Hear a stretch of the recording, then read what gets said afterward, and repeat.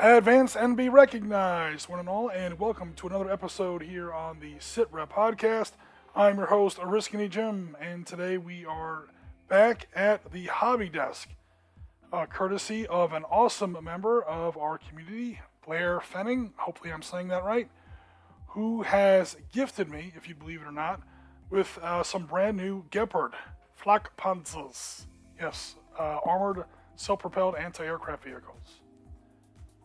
So we all know what the Gepard has sort of featured quite a bit in our streams as of late.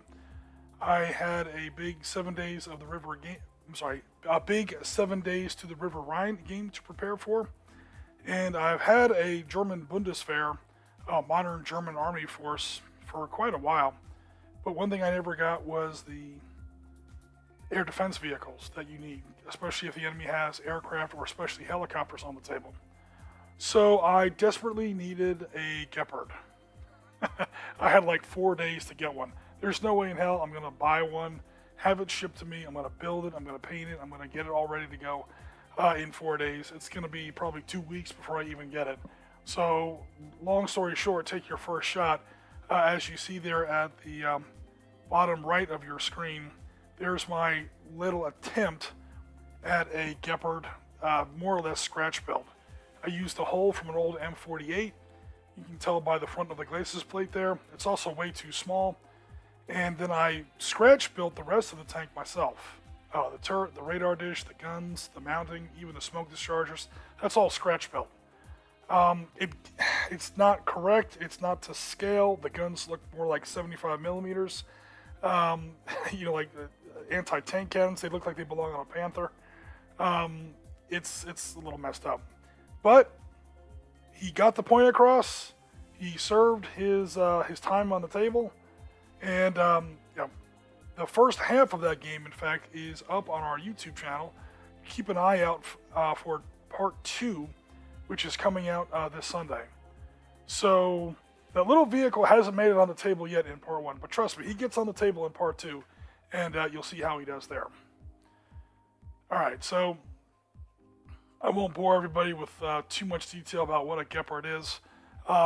It's a twin automatic cannon, radar guided anti-aircraft vehicle. Would it work on aircraft? Maybe a little, especially in after the aircraft has released this ordnance, if it's making some sort of an overpass of your position, maybe. What this thing's really going to do a lot of work against is helicopters. This thing is going to tear a helicopter out of the sky. Like you were ripping, wallpaper off a crappy house, man. It's weapons like this, the Shilka, the M167 VODs. These things are helicopter killers, which is usually what you have on a 7 days to the River Rhine table. There are technically aircraft in that table, but that's so far out of the scope of that game that you really shouldn't be messing with that kind of thing too much. We have had airstrikes on our game. Check out our west bank of the Suez Canal game of 7 days to the River Rhine if you're interested to see how I work that. It's not quite the way 7 days to the River Rhine works it, but it's how we did it on our table. And outside of maybe being a little overpowered, it actually did work pretty well. And it's a little less random than it is in 7 days to the River Rhine, to be honest. I mean, obviously, 7 days to the River Rhine is originally written as a hypothetical what-if kind of a scenario. The Soviets crash into West Germany in the late 1980s, some kind of alternate history, alternate timeline. Team Yankee, Red Army, Red Storm Rising, Chieftain, that whole, kind of scenario that people were writing books about in the 1980s. So, in a hypothetical sense, it's okay for it to be randomized, but when you're doing a historical setting, which a lot of people in the 7 days to the River Rhine Facebook community do use the system for. They've taken it and adapted it and used it for historical scenarios. We were using it at Dust Creek House, home of South Florida Miniatures Club, to use it for, or South Florida Miniatures Gaming Club, I should say. What we were using it for was a scenario during Operation Gazelle or Habiri Halev, where the Israeli army had crossed back onto the west bank of the Suez Canal in the closing days of the Yom Kippur War, Sinai Front specifically. Bit of a tangent there. Sorry about that. So there are aircraft in 7 Days to the River Rhine, but there are definitely helicopters, and you really should have at least one vehicle in this general family. Again, either a VODS or a ZSU 23-4 Shilka. If you get the newer ZSU 30-6, I think it is, the Tunguska, or other air defense vehicles for short range work against helicopters.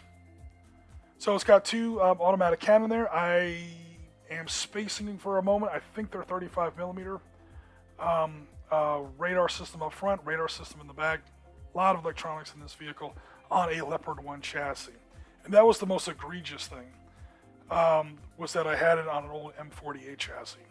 But that's okay.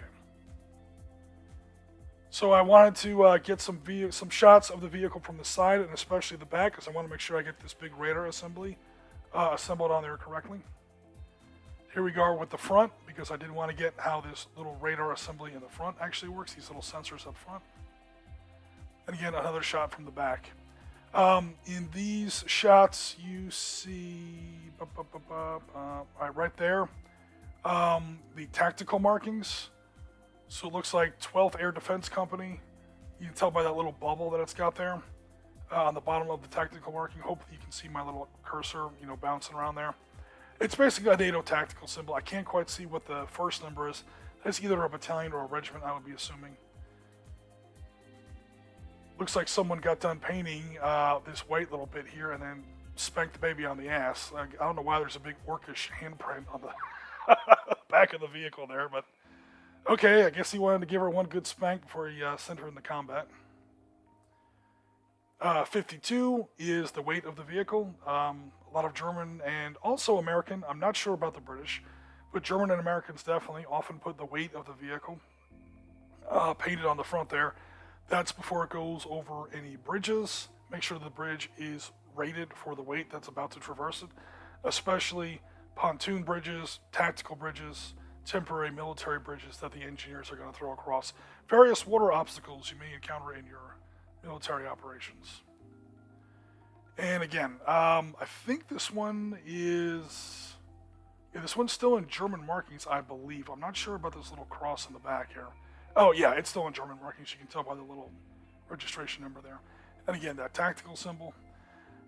This whole back part is where I was a little confused in the 3D print. I wanted to make sure I got it right. So I wanted to make sure I got lots of shots of the vehicle from the rear, at least the rear of the turret. Because this is a pretty complicated assembly here, not only in any model kit that you buy on the Gepard, but also in real life. This whole thing opens up like a hinge and folds outward, almost like an oven door, that includes the big radar dish on the top. And that allows mechanics, or probably more likely, electronics, maintenance men, that wouldn't even be ComNav, because that's more of an air wing kind of thing. But those kinds of guys to get in there and actually fix it. There's a lot of electronics packed in the back of this thing. All right, so that's kind of our reference material for today's stream. Let's get over to Mr. Camera, and let's get started. All right, so here is what I was working with before. He's there you go. He's already having problems. He's a bit of a chunky boy. He's a little bit of a thick boy. The turret's way too big, also too wide. And again, those guns look more like 75 millimeters that would you'd see on a Panther, like one of the old L70s they used to have. They're just toothpicks in real life. I wasn't sure about all the electronics on part, so the electronics that go in the front of the vehicle. So I basically put a Darth Vader breastplate, just series of colored buttons. Like, this is electronics. Again, this thing was going to be used literally for one game. He is now played in that one game. I'm not sure what I'm going to do with him now. I'll probably just take the turret off, and I still have the original M48 turret for this thing. I'll probably just repaint it and return it to its original purpose. But like I said, this thing does appear on camera. You'll see him in Sunday's episode. He's got complete with smoke dischargers. He's got the guns. He's got the radar. He's got a hatch. He's got the wrong number of running wheels, but that's okay. Wrong number of road wheels. And again, just completely the wrong hull. It's probably the biggest problem that this thing suffers from. But that's okay, because my man, Blair, showed up. He offered to print some stuff out for me and send it to me, and he came through in fine style. Not only did I actually get the 3D prints he promised, but these are actually really good. I've had a bunch of problems with 3D printing in the past, as you guys probably know. The first time I tried 3D printing, I actually have them handy. By the way, these tanks are free to a good home, by the way. They might look okay on camera. That's because this camera doesn't have the best resolution. Trust me when I say these tanks are atrocious. I won't say who I bought them from. I'm not out to embarrass anybody, but I was very unhappy with the quality of the 3D print. About anything crisp that you see on this model, I had to build myself from scratch. So, or I had to replace off of another kit. So this Commander's pencil-mounted 50 is kit bashed. Supply crate kit bashed. Jerry cans kit bashed. Almost anything on here that's good, quote unquote, is kit bashed. The main gun is completely built from scratch. This is the inside of a mechanical pencil, this bore evacuator here. This is a toothpick. And then I sort of took the back end of a razor and created my own little muzzle brake there. It's not really a muzzle brake, it's just how the M68A1 gun looks, the L7 rifle built under American license. And then ripped the old gun off and drilled a well here in the mantlet and the little recoil tube there, and I basically had to build my own gun. My own commanders, my own radio antenna, my own M60. I tried everything I could to kind of save these tanks. I guess they're okay from a tabletop perspective, but they're not good. They're not good models. The original machine guns on here looked literally like a mouse turd, like a rat turd. I'm actually not kidding. I'm going to build one for you right here. Hey, Blair's with us. Blair, thanks very much for coming out. Blair is the guy, everybody. Blair Fenning in the chat is the guy who sent me these new Gepards. But on these old M48s, I'm not kidding you. That's exactly what the machine guns looked like. Maybe a little too big. I wish I had taken some more photos. It was that bad. So that's what an M60 is supposed to look like. I'm really not kidding. That's what it looked like on the model. That little piece of kneaded eraser. It looked like a rodent shit, is exactly what it looked like. Like sometimes we say something looks like dog shit, something looks like cat shit. No, this literally looked like rodent feces. We used to raise mice in this house. It looked a little bit, almost like a rat turd, because a little bit bigger than a mouse. But that's pretty much what it looked like. Ripped those off completely. Yeah, so long story short, wasn't happy with the prints at all. So I've never really tried 3D printing before. Wasn't really happy with it. Then I don't have these handy, but I ordered a bunch of 50 caliber machine guns, both the Dushkas and the American M2HB from Butler.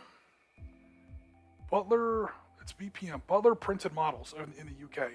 They took forever to get here because, of course, it's the UK. They weren't exactly cheap, although most of that was admittedly shipping. The detail on those machine guns was perfect. Absolutely flawless. The problem is that they were too small. I think they sent me 10mm prints instead of 15mm prints. I mean, they're not even close. I might save them if I ever meet somebody who builds 10mm stuff, or even micro scale. They are absurdly small. The barrels on the Russian Dushkas are literally about as thin, maybe even thinner than that radio antenna. But even on that scale, I'm going to put it in front of the Gepard chassis so you can see. But even on that scale, you can see the recoil tubes. You can see all that venting in the forward receiver of the Dushka that you see all the time. That big, almost like a giant apple sitting on the other gun. That big muzzle brake. All the bells and whistles. The detail is perfect. It's just too small. So my friend Blair also hooked me up with a big barrel of 50 cals. There are some additional Gepard guns in here, both with and without shields, and these things again are perfect. They might be heroically proportioned, a touch too thick. I say too thick in air quotes, but this is exactly what all the other 50 cals in my armies look like. So not only does this get my U.S. Army back on track. It gets my U.S. Army World War II back on track. It gets my modern U.S. Army back on track. It gets my U.S. Army Vietnam back on track. It gets my IDF force back on track. I was talking earlier, we're going to be doing tons of coverage for the 50th anniversary of the Yom Kippur War. I'm going to have to buy at least a platoon of shot cows. I'm going to need these machine guns for that. Big time. So the Gepards are awesome, don't get me wrong, but honestly, as far as the overall effort here at the Sit Rep podcast, at least on my hobby table, these machine guns actually enabled me to get moving again on at least 3 different armies, 2 of them modern. So there's a lot going on in the chat. Awesome, guys. Thanks very much for coming out. I love it when we have a great audience. So Mark was with us even before we started. Thanks very much for coming out, Mark. Hello, Ray. Thanks very much for coming out. I never remember how to say your name. Toki Pass, if I'm saying that right. I like the chonky Gepard. Yeah, he's adorable. I'm not going to throw him out. I might just keep him as, I don't know. I'm definitely not going to. Well, the worst that's going to happen is I'm just going to put I'm going to repurpose the M48 back the way he's supposed to be. I still have his turret, clearly. This was something I purchased from Mark Ritchie, who was also in the channel. But, yeah, this thing is, it's kind of, let's call it an interpretation of a Gepard instead of a model of a Gepard. Who knows? I'll figure something out too. I'll figure something out what I'm going to do with it. Jen says, by the way, our neighbors are making some noise outside. Sorry if we hear the occasional pop or boom. I haven't heard anything so far. Are they setting off fireworks or something like that? Or is it, I don't know, they're having a cookout? It's cool. I'm not hearing anything. Yeah, so thanks very much for coming out,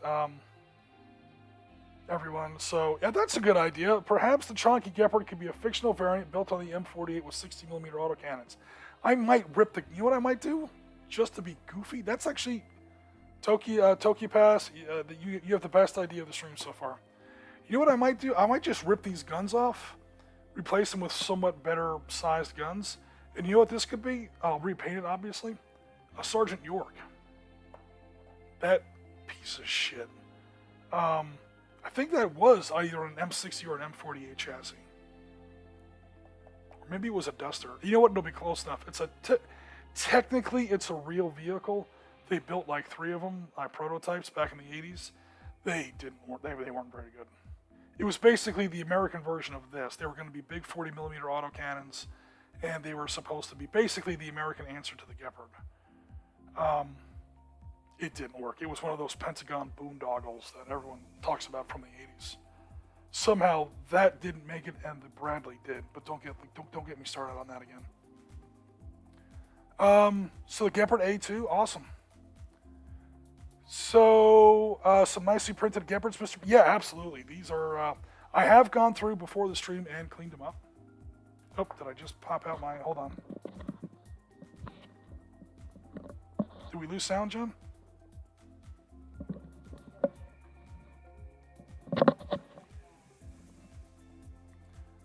Guys, did we lose sound?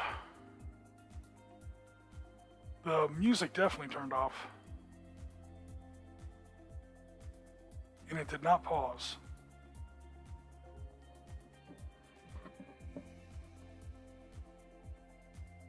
Oh, no, that was just me turning down my own volume so I couldn't. When someone can, confirm that you can still hear me, please. I hear you, but there's a delay. Okay, cool. No worries. Yeah, I accidentally turned off my own sound on my headset, so I was like, oh, did we just lose the stream? You do hear the music? All right, cool. Yeah, it was in my own headset. It's all good. Perhaps the chonky, yeah, so absolutely. That's actually a great idea. I might just repaint it and make it some kind of Sergeant York. At least then it doesn't get completely not used. Oh, those were the ones that you had to file and sand down for hours. Generally, you're talking about the old M48s? Yeah. Okay, I did have to clean these a little, but it didn't take hours. I think I worked on both of them for about an hour right after work, right before we came on stream. And I'll be honest, most of that was just making sure that the turrets would fit into the turret well and rotate freely. That's always the case with 3D printed tanks. You have to either sand down this peg or widen the well just to make sure it fits in there and rotates freely. Especially, you got to give it a little bit of extra wiggle room because you are going to prime this and you are going to paint it. And that's going to add just enough thickness to the actual pieces to where it doesn't want to go in there anymore. But as you can see, this spins like really easily. So even with the paint and the primer, it's going to be fine. Gepard A2, cool. Thank you very much. Awesome, cool. So people are asking Blair about what printer he used and things like that. Did you do those yourself? No, Blair printed these himself, and he sent them to me. He reached out to me on Facebook when we had that hobby emergency stream where I was starting to build this thing, and or starting to paint this thing. And he reached out. He says, "Hey, I can make you a Gepard and send it down to you." I'm like, super appreciate it. Let me know what I owe you. And then, of course, he didn't send me a bill. He said, "Oh, just enjoy it." I was like, "Damn, dude, thanks very much." And then, it got here after the game, but I can't keep using this, to be honest. So now I'm going to have 2 real ones. So awesome. Thanks very much. I think I overprint a lot, so I don't mind getting a few extra Gepards done. Absolutely, no worries. I just print for myself, says Blair. Yeah. Absolutely, Blair, you helped us out. Not only, again, like I was saying before, not only with this Gepard problem, but with those machine guns. It's tough to get a hold of decent machine guns. I gotta get a hold of some Dushkas so I can reinforce my Arab and Syrian forces, or my Egyptian and Syrian forces, and other like modern Soviets, or maybe some NSVs. We'll figure it out. Ooh, M48 AVLB. That's another really good idea, Mark. That's another really good idea. Huh. Awesome. I have to say, Jim was like a kid when given a free pass in the candy store when he got those guns. Yeah, it's kind of weird. I was a little more excited about the 50. Not excited, but the 50 cals were more of a relief because this was holding up several projects. I could just build a tank without the 50 cals, but I need the 50 cals. If you look here, I didn't really want to admit this last week. I've got MG3s on here. Bundeswehr MG3s in place of the correct machine guns. So I was out of machine guns. So even none of these 50 cals have the right gun shields on them on this gun truck. So thanks everybody for not tearing me apart last week. They're kind of all supposed to look like that. And, thanks to Blair, I now have a whole pile of them that look like that. That's going to help with my Humvees. That's going to help with all my stuff. Alright, so catching up here on the chat. Alright, cool, so we're good on sound. Sweet, resin prints are much better than filament prints. Resin is life, sweet. I was able to do some great filament prints. I honestly don't know enough about 3D printing to know what was what. Resin prints are much better than filament prints. Okay, so our filament prints, are those the ones that you get all the lines? Because I'll be honest, I'll go ahead and zoom in on this. A lot. There are none of those little layers that you always see. The only place you see them are right here, and they belong there. That's part of the engine exhaust on a Leopard 1 chassis.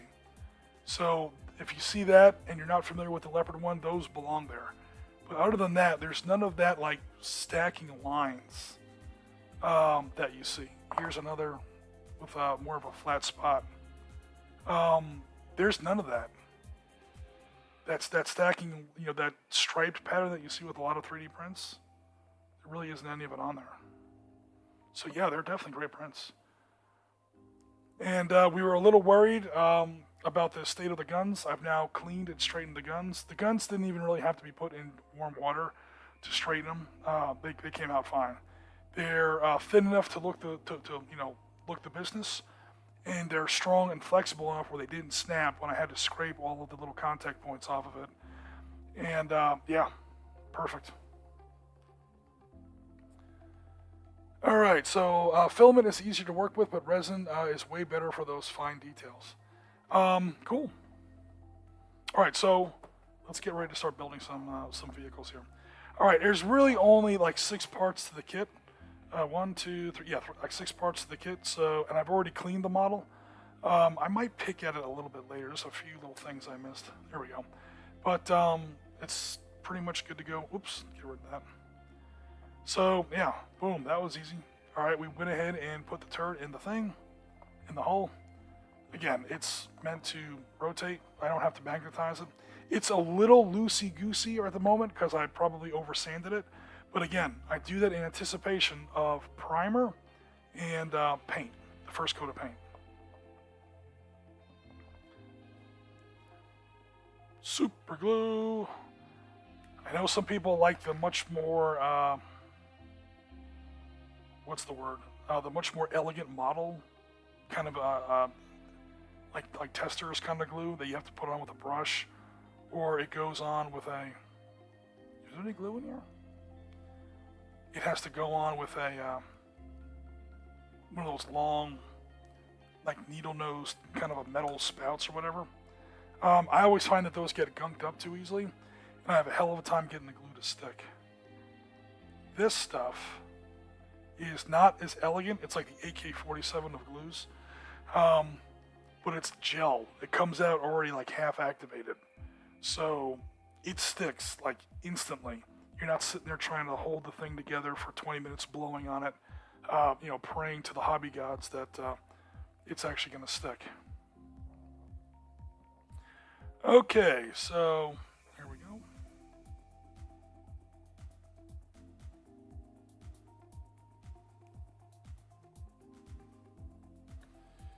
Now, the only thing that confuses me a little, and maybe this is just a version of the Gepard I don't know about in real life, because there are new versions. The radar dish is totally different.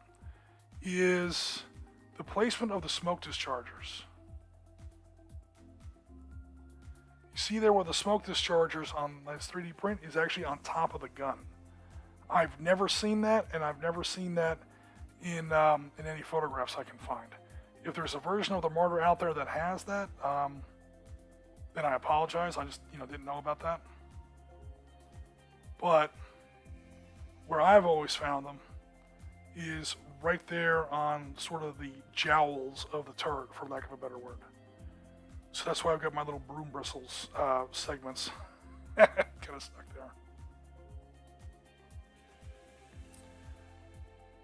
The way the print is done, I'm going to go ahead and max out the elevation of the gun. I've already got glue in there, so I'm just going to put in the other gun.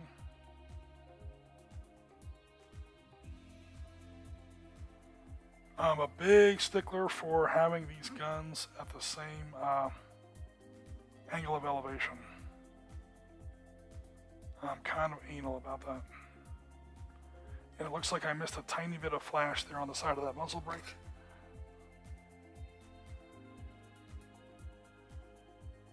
Give me a second.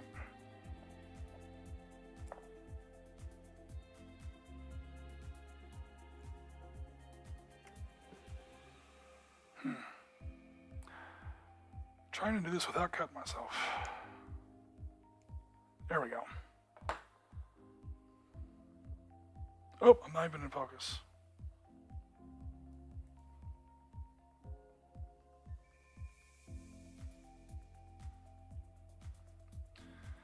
Alright, and that sits in the hull. Good to go.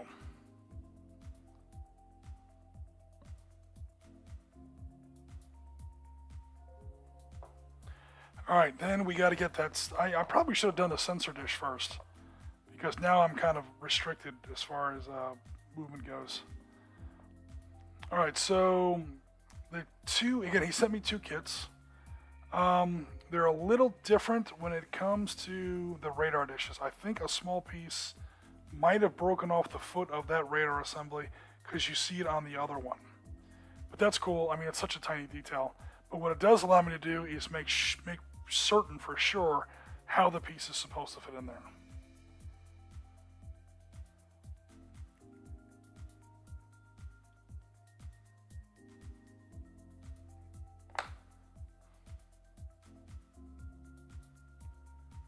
just got to get it in there. I really should have put this in here first before I put the guns on. Oh, there we go.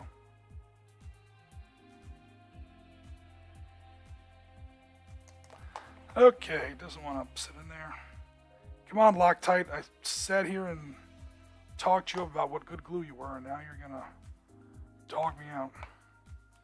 So that's the bottom part of the radar assembly, and you definitely want that big round sensor. You probably can't see that on camera too well. That big round sensor part facing upward. It does not attach backward to the front of the turret. It's not supposed to, because in real life this thing rotates a little bit to acquire new targets. It's almost like a turret within the turret. And there's a little bit of flash I didn't get on the bottom of those sensor panels. I'll take care of that as soon as this dries, and I won't move around again.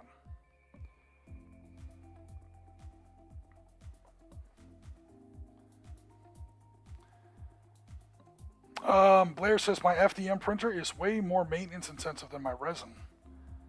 Okay, cool. So we got a big printer discussion going on in the chat. That's great. I would participate in that discussion more if I had the first idea what the hell I was talking about. So I don't have a 3D printer. I know very little about 3D printing. In fact, I know nothing about 3D printing. Russ Ray says everything sticks well to my fingers. Yeah, I won't lie. That radar, or not even that sensor array up front, it sticks to my finger a little bit. It always happens. Now the next thing I was going to do is which way to put this radar dish. Okay, so all the models I've been able to find, or all the photos I've been able to find so far. This is why I wanted to make sure I got some from the back. Have a round part sort of sticking out the back on this radar assembly. So you see that thing sticking out the back. So there's two ways. Oh, I'll go back to the camera. Hello, dummy. I'll zoom in a little bit.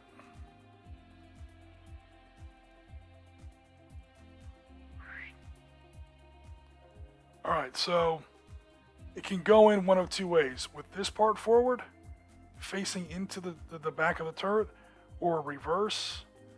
My first instinct was to put this part into the turret first, but it's not really made for that, you can tell. That's a square. Well, you'll be able to tell as soon as I fix the focus. But that's a square well. So kind of this square part that's supposed to go in there. And again, all the photos I can find have this protruding part sort of hanging out the back of the turret. The turret bustle, so to speak. So there we see it. That's it right there. There we see it again. That's it right there. So I'm going to do it that way.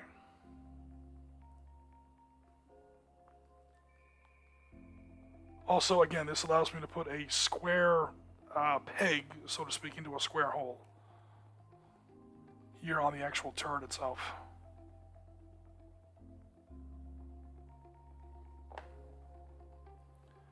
It does mean that the radar will be kind of hanging off the back of the tank, but again, that's what it's supposed to do.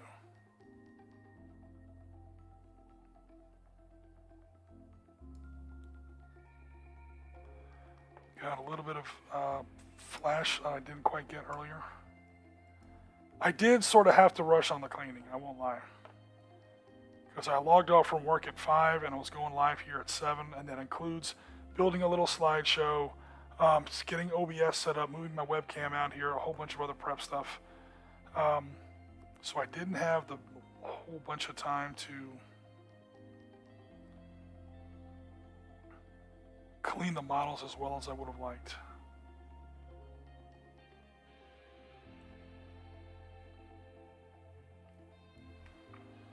Okay, so there is the radar assembly. Now this is the original radar assembly. There's a new one out there now. You guys will see it online. It's got a much more modern looking radar array on top. It almost looks like something you'd see on a yacht. Like that one bar that kind of spins on the top of the ship. It looks a little like that.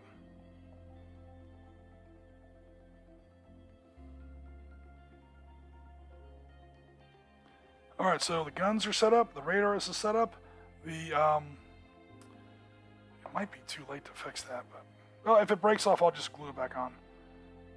I did forget about these guys here.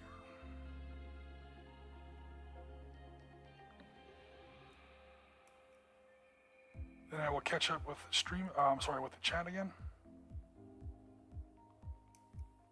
There we go. One more.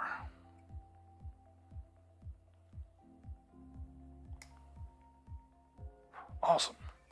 Alright, cool. Now I've cleaned off the little bit of flash that was left. And that bad boy is ready for priming. I like how it even has the towing lugs unhooked. Usually they just kind of flip those back onto the tank. But I remember that a lot of guys used to leave these open. And it's a neat detail that these little towing eyes are left open and kind of dangling off the front of the tank. Instead of a lot of times in a model, they're just hinged forward and locked in place in a closed position, which, to be fair, is the way you're supposed to do it in the field, but I've seen plenty of times where they don't do that.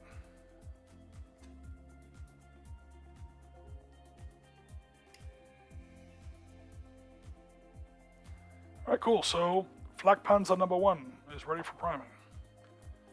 Let's work on number 2. And I'll catch up on Mr. Chat. I always assumed FDM was easier. We're talking about 3D printers again, Toki Pass.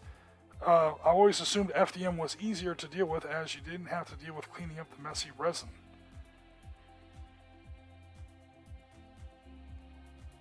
Mark says I have to chew thin amounts of super glue off my skin after assembly. Airplanes are the worst. Mark, what I sometimes use, and that might be part of the reason why I have these silky smooth fingers, is I don't buy it myself because I'd be too embarrassed. I send my girlfriend into the makeup store at least once a month and just have her buy the acetone nail polish remover. Acetone nail polish remover and an old towel will take that stuff off pretty easy. That way I'm not like eating glue and chewing on my own fingers to the point where they look all like a raccoon's paw. They look all raggedy.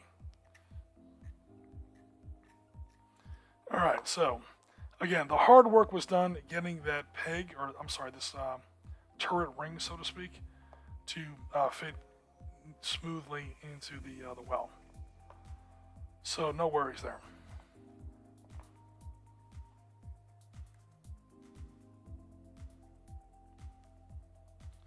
I tell you what, man, every once in a while, you get to a point, making these streams every week, running these games every week. Mark knows what I'm talking about. Putting all this stuff in your car, hauling it down to a club, or setting it up in your house, whichever.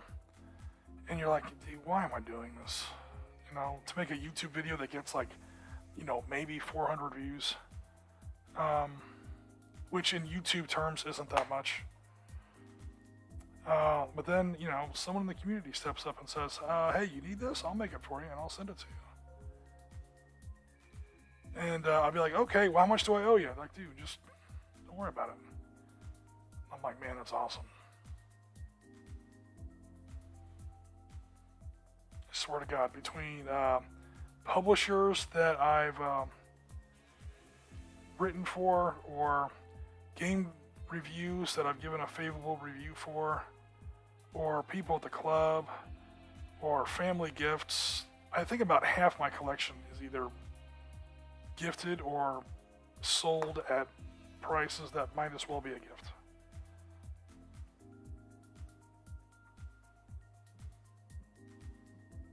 Alright, so that one's ready to go.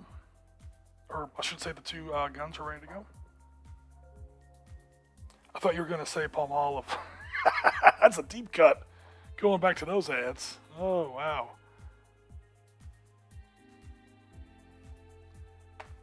What was the slogan for Palmolive? It was protect your hands while you do dishes or something like that? Nuclear strength acetone. Nail polish remover. Protects your hands while you superglue models together. And by protect your hands, I mean like strips the first layer of skin off with it. All right, so you see where that sensor array is sitting a little higher in its well, because it still has that foot. That's probably the way it's supposed to look. But this one is off by like a literal millimeter. It's fine. It's absolutely fine. All right.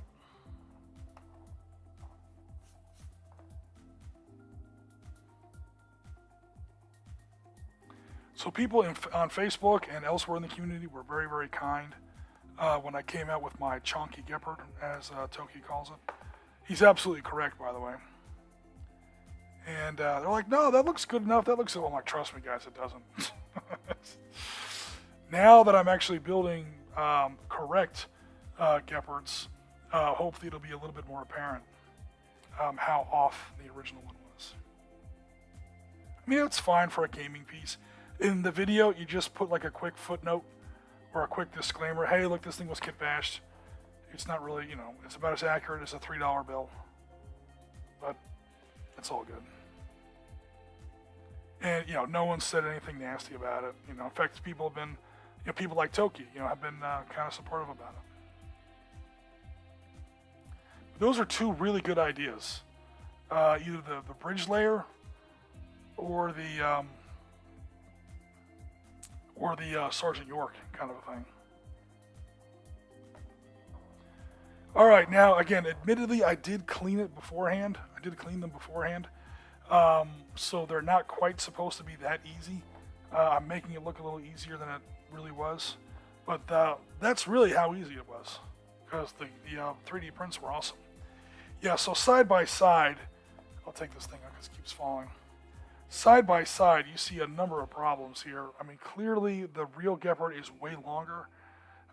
There's a 7th road wheel in there. The thing weighs 52 tons. It's not a light vehicle. It's a 52-ton vehicle. It's based on a Leopard 1 main battle tank chassis. And this turret, although slightly less armored than a Leopard 1, let's face it, a Leopard 1 isn't that well armored. This thing's a big-ass turret. A lot of volume in there. A lot of ammunition, because this thing just spews out cannon rounds like it's nobody's business. And those ammo feeds in there got to be something intense. And even more importantly, a lot of electronics. So the whole back of the turret, that's normally where the gunner, or actually the loader, stores most of his sabot and his heat rounds.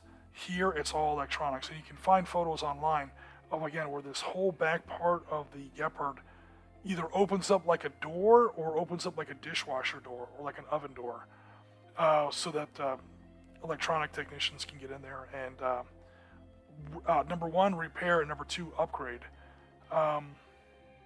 this pretty formidable electronic suite that's in the back.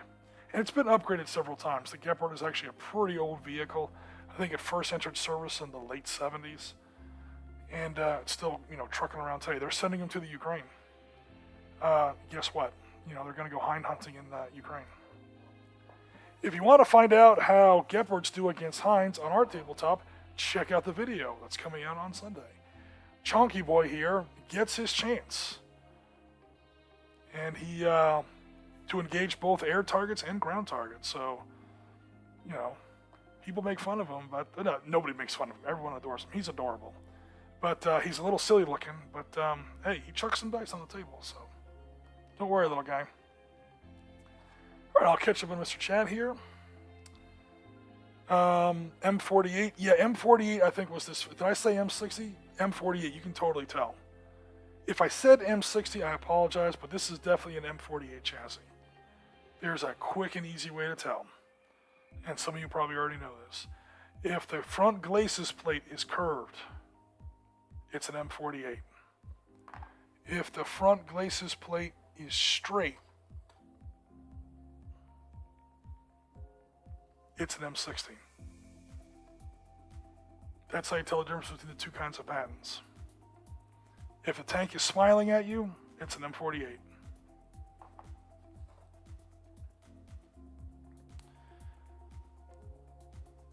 Nail polish remover, baby. It must be full acetone, not that natural crap. Hell no, man. That's how I keep my airbrush clean, all my brushes clean. That's how I keep... Dude, do you know how many gallons of paint this thing has had in it? And it still looks almost pristine. This thing is practically an EPA hazard. It's had so much acetone splashed on it. If you threw this out, it would probably melt into the ground. I probably shouldn't be touching it. To adjust the guns, if they bend, dip them briefly in hot water and set as you wish. Yeah, they were pretty straight. There's one, like, I'm trying to get them to look correct in like all three axes, X, Y, and Z. So I may like put them in some hot water a little later, but they're pretty damn close. Like this one bends down like 2 degrees a little. This one's just about perfect. So it's not that big a deal. Germany should have kept their Gepards. They would have been great for dealing with all the cheap drones. Yeah, but Ukraine is where the drones are flying. On both sides, to be fair. I've seen photographs of Ukrainian artillery positions that now have cope cages over them, same way as the Russian tanks used to. The problem is, or I should say the difference is, the Ukrainian cope caves might actually, or cope cages, should actually work. Because what they've got is basically a cope cage hanging over their artillery position, and then slit trenches dug on each side.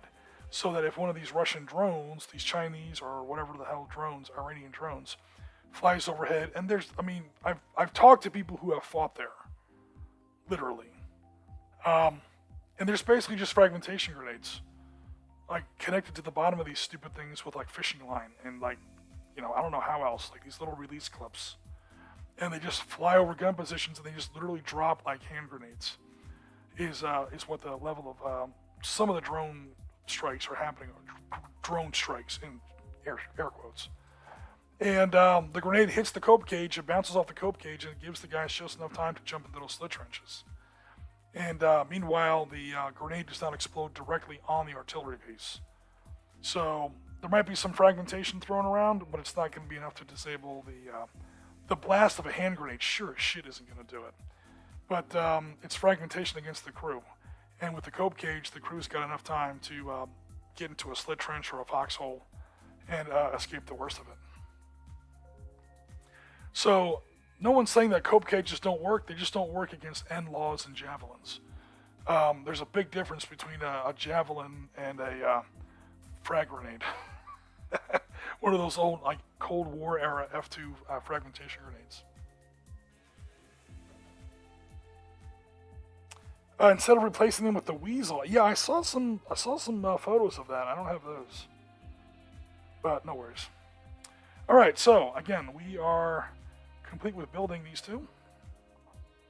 I'm gonna take the turrets back out of the wells, and if you'll excuse me for just half a moment, we are going to prime some babies. So I am, hear that noise? I'm shaking up the can. Make sure I don't spray paint my cell phone. That would be a bad thing.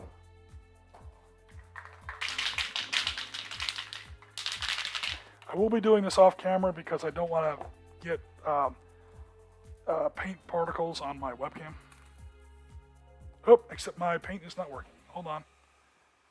We may be out of gas on this. Hold on.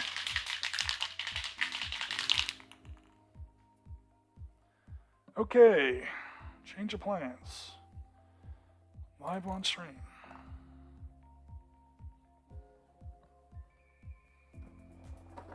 Give me a second, folks. Some quick emergency change of plans here. These goddamn caps. Half the time they get gunked up. Ooh, it's fucked up here too. Shit. Alright, we might not be priming today, guys. It's not the cap either. Okay, there we go.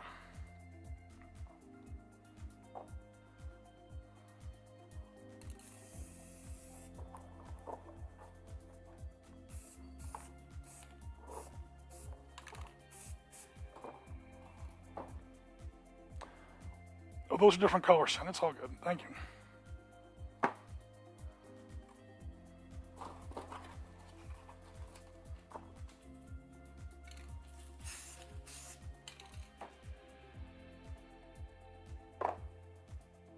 Yeah, I'm going to be using some of that nail polish tonight.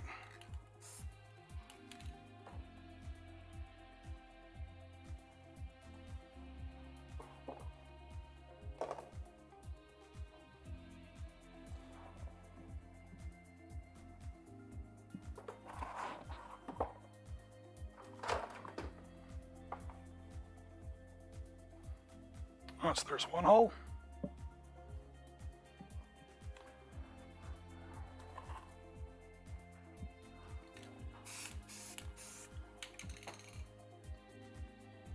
Jen's covering up our fish tank with paper towel so I don't poison our fish with this.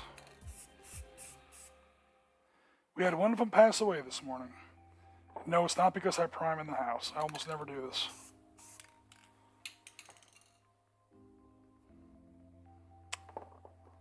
Come on, get in there. The whole point is to... There we go. Get underneath the... underneath the running... Oh, come on, get in there, you. That's good enough.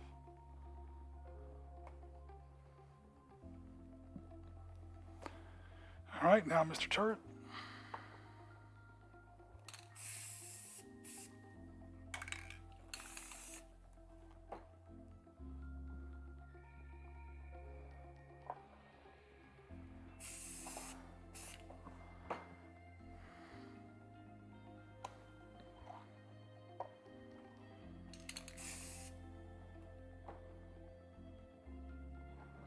I tend to go pretty light with the primer. I don't want to lose any detail or gum up the miniature. Ugh.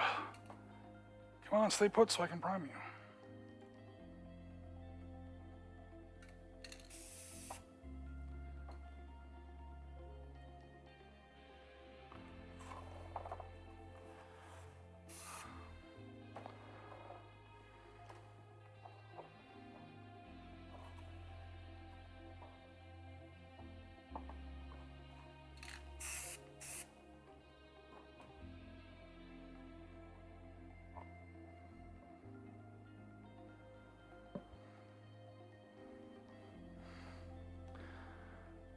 Alrighty, everything's primed up,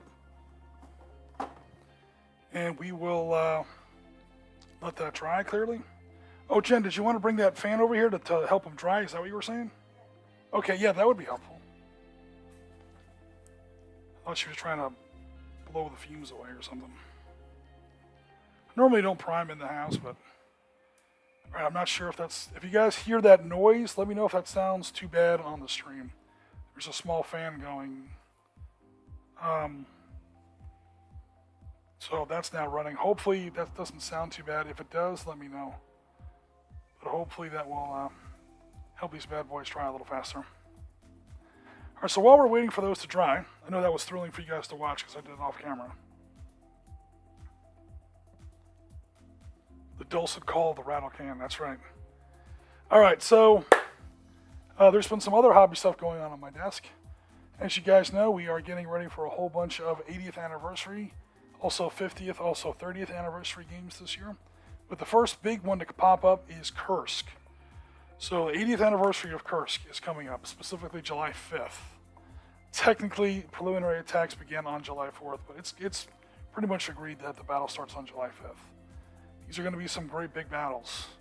We're going to absolutely carpet some big boards with tanks. So I have made a bunch more of these explosion and wreck markers. I had about 20 or 30 of them already. I don't think that's going to be enough for the games we have coming up. So it's just a washer, some kneaded eraser that later gets painted yellow, and these little black pom-poms, these little cotton poof balls. So if I can find their bag, if they're handy, here we go. And I've used about half of them up. Yeah, these little, basically like black cotton poof balls. They're a little tough to tease out and form into the right shape, but once you get used to how it's done, you can make a bunch of them all at once. And heated eraser gets formed into a bit of almost like a little volcano cone, super glued to the washer. The washer is, of course, already primed black. And then you use the end of a fat brush, the tail end of a brush, to make a little bit of a crater inside your little miniature volcano here. And you fill that with some super glue or some more of this gel glue. And that's where you put your little cotton ball. And now you have these little explosion markers. It looks like there's a little bit of flame underneath there. And then, of course, that oily black diesel smoke that you would always see from World War II tank kills. So I got 40 more of them now with metal washers. I think I've got enough, again, with the 20 or 30 I already have. There's quite a bit of tank demolition ready to go. Now, what do I do with the lid on that? There we go. And then there's also some big swamps in the battle coming up, specifically 48th Panzer Corps' tank drive, or infantry and tank drive into the first big objective for their sector on the southern shoulder of Kursk, a town called Cherkasskoye, if I'm saying that right. Oh, cool. I can't hear it. You guys are good. Thanks very much. Still taking forever to dry, though. I was hoping to put one base color on these things tonight, but that might not happen because this primer's taken like a while to dry here. But we will keep an eye on it. You definitely don't want to start putting stuff on there until that primer's completely dry. So we may save that for a little later. Also, at the craft store, bought a bunch of this stuff because, again, there's going to be some big swamps. There was some big swampy, marshy ground at Cherkasskoye, and I want to be able to recreate that. So if you guys have seen part 1 of our Lithuania/Air Assault Guards, basically our 7 days to the River Rhine game that came out this last Sunday, you'll see where there was a big river on that table with some fantastic stuff I bought. It's like these vinyl sheets. They're like 12 by 12 squares. They're like $2.50 a piece, so they're not exactly cheap. But you cut them easily with a pair of scissors, and I am absolutely thrilled with the way that looked. Not only on the table, but also on camera. There's a couple shots in that video where it's like a low-angle shot, and I'm shooting across that river, like towards the bridge. You can actually see the reflection of either the bridge or the water tower in the river. I mean, you can't fake that. You can't paint that on your terrain. So, definitely happy with that. I have some blob. So those pieces are, of course, cut in the shape of rivers and so on. I used the leftovers to cut various blobs. Those are going to be my swamp. I almost said swamp X's. Those are going to be my swamp pieces. And to accentuate those and make sure that everyone knows that they're swamps, I'm going to cut up some of these little bits. This is something I think I've seen Mark do at Das Creek House. I'm just going to cut this up into these tiny little segments and literally just scatter them on the blue vinyl to kind of get the point across that those are swampy areas. So again, while we're waiting for that primer to dry, it's taking forever. We may not get to it today, guys. It's already 8 o'clock. We've already been up for an hour. So we may not get to it. Yeah, I just want like a bunch of these. And I'll literally just throw them on the table. I'm not going to make little stands for them or anything.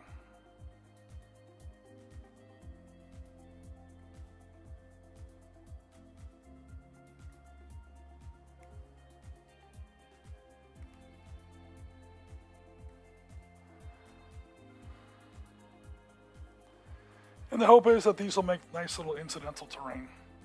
You just kind of toss them around, and it looks like a little bush or something, you know, literally scatter terrain. Yeah, it doesn't affect line of sight, it doesn't give cover. It's just that little bit of cover or that little bit of terrain that you see on like a real field or a real marsh that might not have an actual game effect, but it just makes the table look, that much better. That's if it works. It might not work.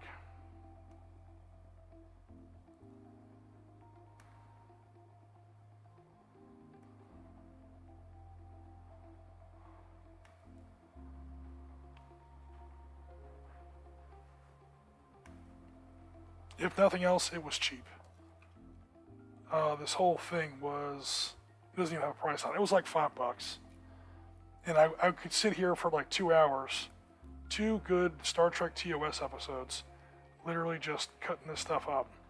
And I wind up with a bag of this stuff. I literally just put it in a bag. And again, just literally toss it on the table, sprinkle it around. Make sure it's all at least somewhat upright. And that is, again, with the water piece around there, it gets across the idea of a swamp. So yeah, preparations are in full swing for our big Kursk project. In fact, some games are already in the can. They've already been played and filmed, so no spoilers. Mark has already run his, July 1943, we're doing a bunch of 80th anniversaries. So July 1943, very, very eventful in World War II history. Not only the largest battle in, well, all of human history, the Battle of Kursk, especially when you consider the Soviet side of the plan, which you definitely should. Holy crap, man, this thing is still not drying. Oh, this fan pivots a little. I can like blast it down like on the miniatures a little bit. Maybe it'll dry a little faster if I do that.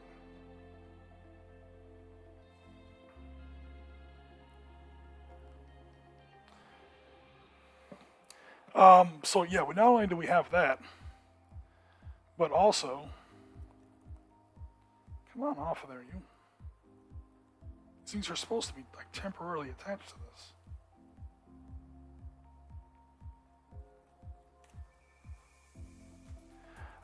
Sicily. So Mark has already run his great game of tactical combat in 50mm, where we had paratroopers of 3 different nations on the table at once. German, British, and Italians. Technically. Some of them were former paratroopers, or paratroopers that were in paratrooper divisions that had been recruited into other units. So we had the Red Devils for the British, complete with John Frost. Everyone knows who John Frost is. Literally everyone knows who John Frost is. If you don't know who John Frost is, thank you for coming out to our stream. I'm not sure like why this is interesting to you, but trust me, you've seen John Frost. He was the Anthony Hopkins character in A Bridge Too Far. So he was there. He was a +3 commander. Dude, I was like sending out teams of like Sonderkommando 200 to like assassinate his ass. Because he was making the British just way too tough to beat.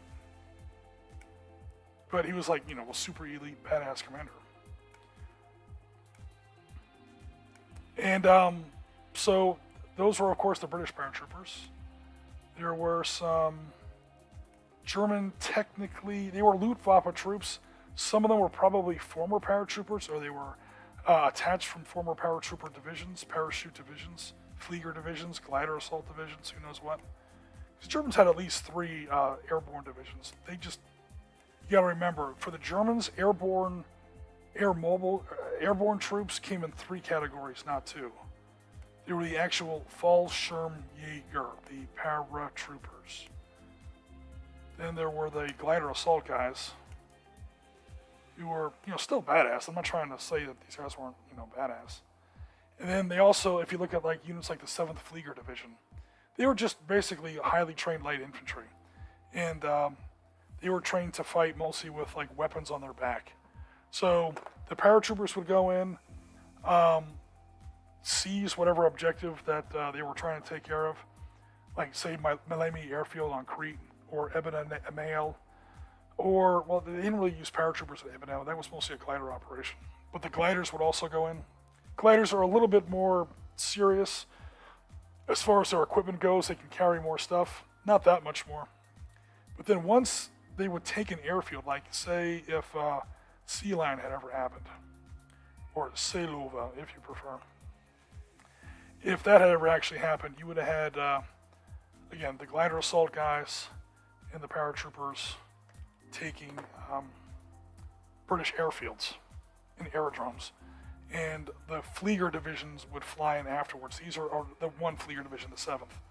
7th Flieger would go in, and they're just trained to fight with what they could carry on their back, maybe a little bit better, because that whole division was designed and trained to fight completely out of the Ju-52 transport planes. A little bit more substantive than paratroopers or gliders, but still not much. You can't exactly put a tank or an assault gun in the belly of an anti-Jew, as they used to call them. The Ju-52 transport plane. But, and then the Italians also had some paratroopers there. Or former paratroopers that had been, folded into other units and divisions during the initial defense of Sicily in July of 43.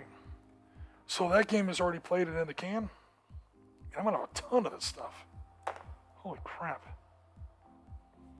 Waiting for that primer to dry. Dun, dun, dun, dun. Ah! Small accident, but no worries. Yeah, that primer is still a little sticky. Guys, I don't want to risk it. I will wait until this primer is completely dry. I did have the next color of paint ready to go. This is a very, very light green that matches with, I call it redneck paint. I probably shouldn't do that. But it's pretty much what you paint aluminum fishing boats or hunting blinds with. I actually really like it as long as it's like for terrain or for base coats, because it's too thick for fine control, and at the end of the day it's in a rattle can. So what's going to happen is I'm going to hit this with a zenithal coat of this stuff, and that's going to be my basic green color, and then later on with the airbrush I'm going to go over it with the black and that reddish brown that you guys have seen on my other Bundeswehr vehicles. Pretty much these. So this green is a little too dark. It doesn't quite match with my other Bundeswehr units. The paint I was just showing you is a lot lighter, but still green, clearly. Mark, if you remember all that... Oh, here you go. I have them handy. It's this color right here. It's a very light green on one of my KV2s.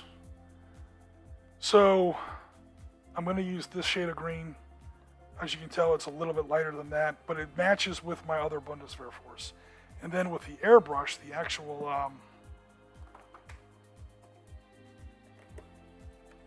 Badger Renegade airbrush, then we go over that with the, again, that rusty brown and the black. So it's going to look like this, but a little lighter on the green. Because this, another thing that kind of went wrong with the chonky Gepard here, he's not quite the same color tone as the rest of my Bundeswehr force. So I don't have any of them handy, so I won't bring them out, but pretty much if I use this green instead of the green that's on the Gepard, it will be an almost perfect match.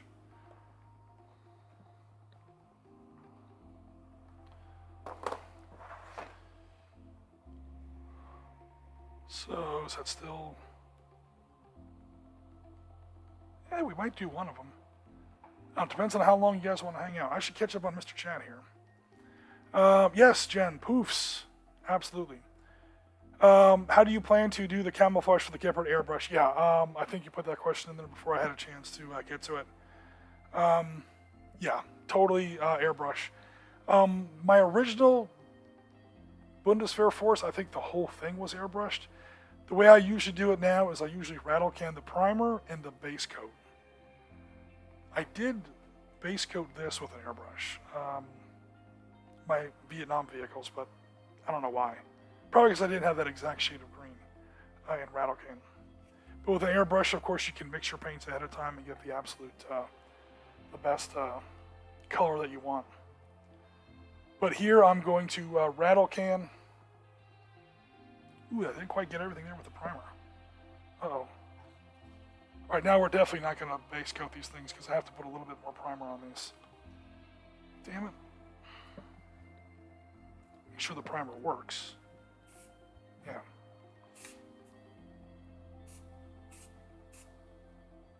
All right, now it's probably definitely not going to dry in time, but that's okay.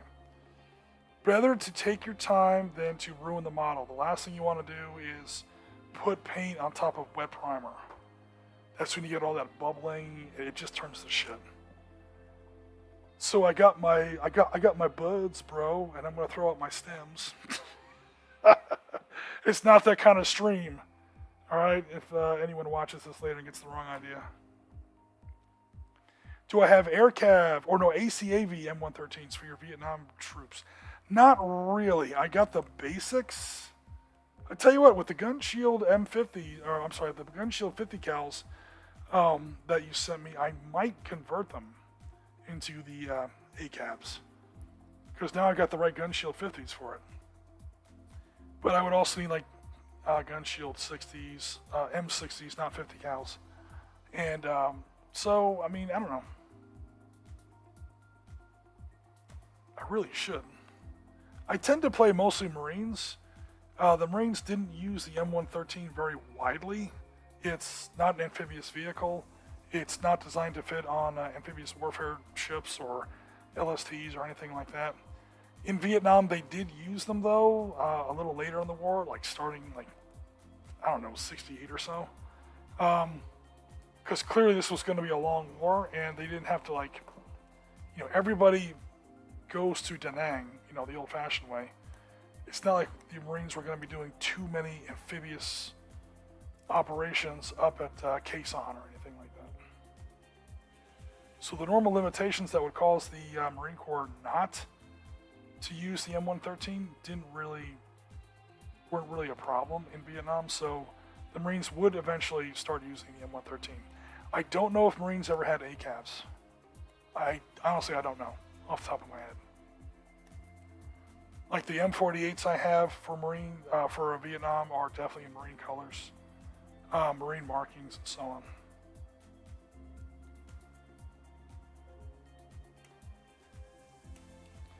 My Hueys are in Army colors, so that's just what came with the kit, the decals.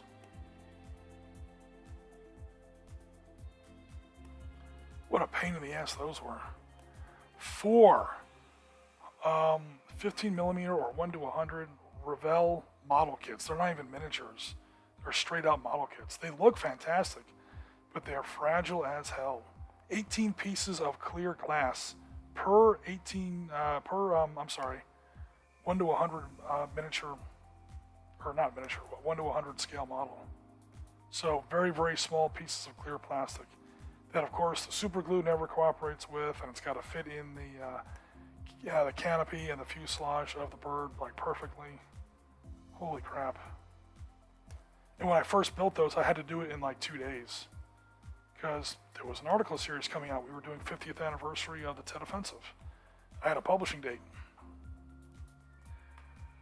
Okay, guys, I'm not sure how much longer we're going to wait on this primer, and you guys didn't log in to watch me cut up plastic plants all night. So I may go ahead and call the stream.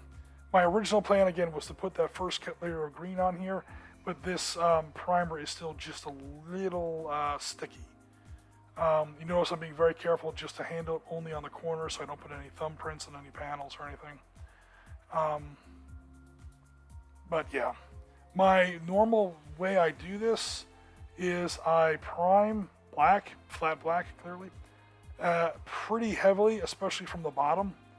And that way when I do sort of a zenithal coat of my base color, the miniature has shadows like automatically baked in to the paint scheme. It saves a lot of time. It adds to the depth of the model, like literally with the first step. Then you go over it again with my airbrush with that rusty red, reddish brown, and my pale, I almost said pale black. Very, very, very, very, very dark gray. It's not pure black. Because you do want to be able to get in there with some dark wash and add some additional shadows after that. If it's already pitch black, then adding a dark wash isn't going to do anything.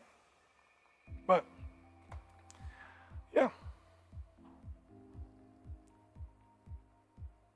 All right, Blair is taking off. The LVPT5 is cool. I'll be printing some of those soon. Yeah, man. Not gonna lie. In that Swan Die game, My Vietcong, well, not really my Vietcong, but definitely my NVA guys with their RPG-2s blew some of those things inside out. My recoilless rifle, 57 millimeter recoilless rifle, hit the front of one of those things, the first fire phase of the game. That's not a spoiler because that video's out. Check out Mark's LVTP 5s. Very pretty on the table until I blew them up with my communist recoilless rifles and RPG-2s. I then had to come home and say a prayer to Chesty Puller asking for forgiveness, but I can't play the Marines all the time. People at the club were actually starting to make fun of me a little. That, Oriskany always plays the Marines. Like, whenever Marines are on the table, oh, he's there. Oh, he's got to play the Marines. I was like, you know what? Just because y'all kind of poke fun at me, I'm going to play the... Actually, that's not true. We actually diced for it. Literally just threw a brick on the game board, and it was like, odds, I play the Communists, evens, I play the Marines. Oh, I rolled a 3. All right.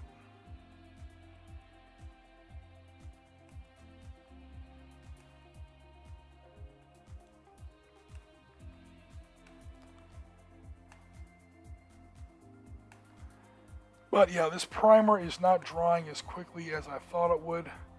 Also, there's a few places I want to touch up the primer. Make sure I get, again, those pre-made shadows in there the way I want. And that's got to be completely clean, or I should say completely dry, before I put the base coat on there. The base color coat, I should say. That base light green, the very light pale green.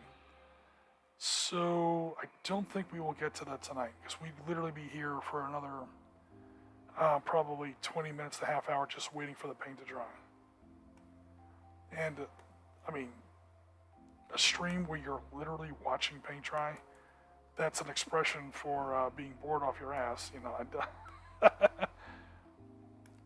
don't want to do that. Also, I still got to eat dinner, damn it. I literally logged off of work, came straight out here and started cleaning these Gepards. And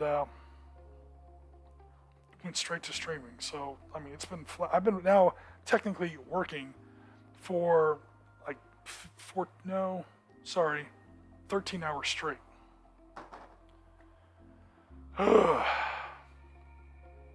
But here's how they look so far.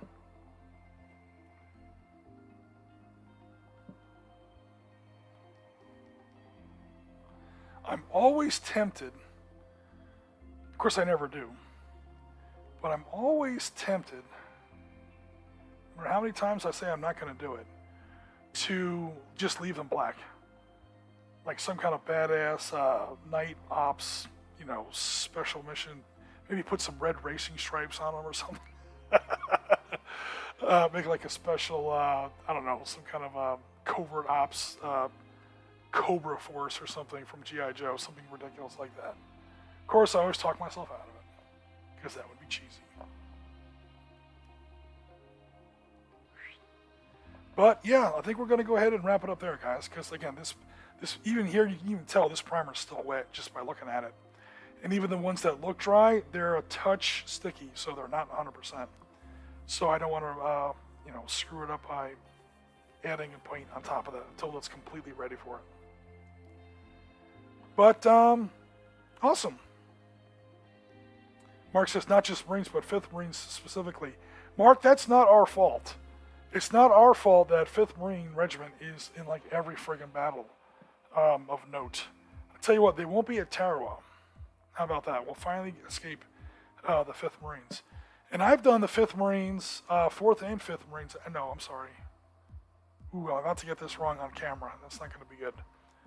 5th and 6th Marine Regiments, I think. I've done them as far back as World War I. Because they're eventually formed into 4th Marine Brigade, and that's where you get the Battle of Belle Wood and the Fouragé. The French Fouragé, they're the only Marine regiments. Technically, 4th Marine Brigade doesn't exist anymore, but 5th and 6th Marine Regiments certainly do. And those are the only 2 regiments allowed to wear it.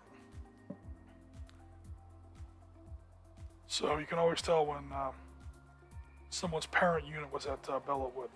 They have that special green cord that they wear in their alphas.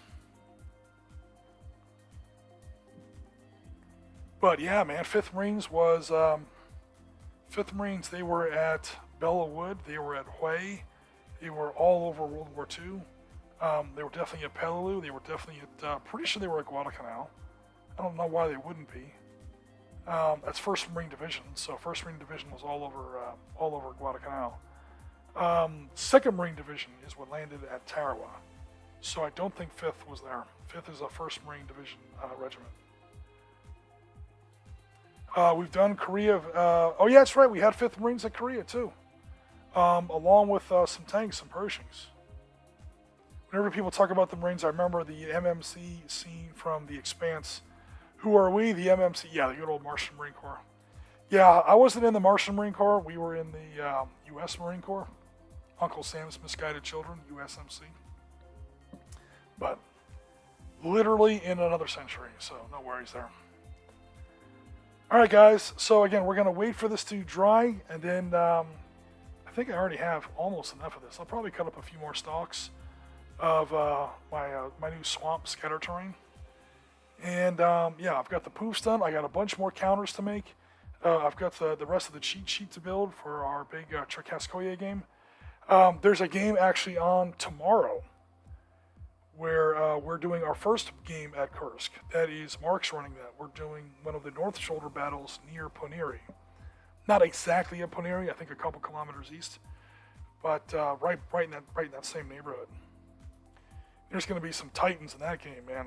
Sturm, I almost said Sturmtigers, that's not right. The Sturmpanzer IVs, the Brumbars were Grizzlies. The Elephants were there, or the Porsche Ferdinands. Or the Ferdinand Porsches, I should say. That's 653rd, 654th, Schwerpanzer Jäger Abteilung. And it's one of the very few times you can put, in Kursk anyway, one of the very few times in Kursk you can honestly put an Su-152 on the table. Because there were a few of those with, oh god, the name of the regiment escapes me at the moment, 14 something. It's not the, I can't remember, I won't embarrass myself.